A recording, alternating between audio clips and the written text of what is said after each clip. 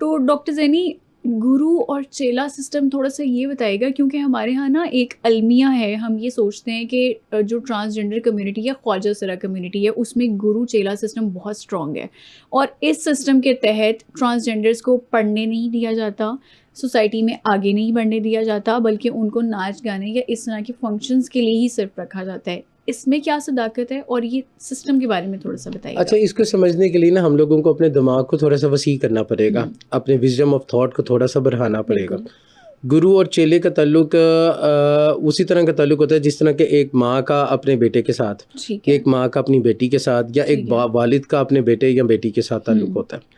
Basically ज़्यादातर trans community को या तो उनके वालिदैन गुरुओं के हवाले कराते हैं। अगर आज से हम लोग 30 साल पहले चले जाएं तो ट्रांस कम्युनिटी को जो बच्चा पैदा होता था ट्रांस, उसको उसके वालिदैन ही हैं वो ट्रांस कम्युनिटी गुरुओं के पास छोड़ आते थे। जबकि ये बात मशहूर कर दी गई जी, जैसे ही कोई ट्रांस पैदा होता है तो गुरु को पता चल जाता है और गुरु वो लोग आ जाते हैं पूरी प्लटून लेकर उस बच्चे को कहते हैं साडा ही गए थे सानू ही दे दो।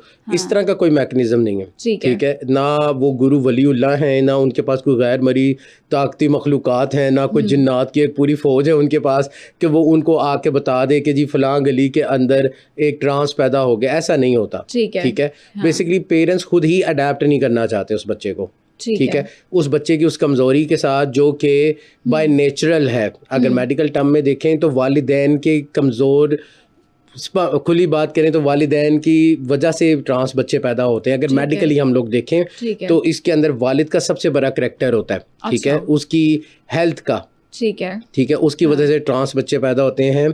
और बाय नेचुरली अगर हम लोग दूसरे स्कूल ऑफ थॉट को देखें तो वो ये है कि कुदरत के खुदाबंदी की तरफ से ट्रांस लोग पैदा होते हैं।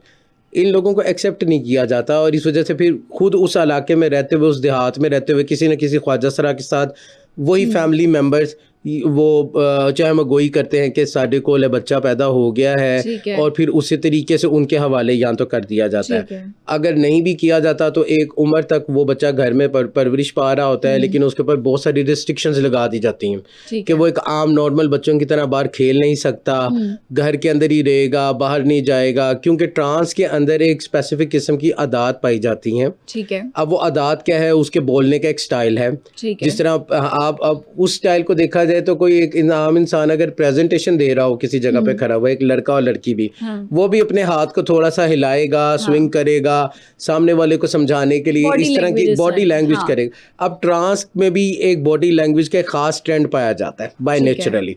वो एक अदा है, वो अदा से पाक नहीं है, वो अदा के साथ दुनिया पर आए हैं।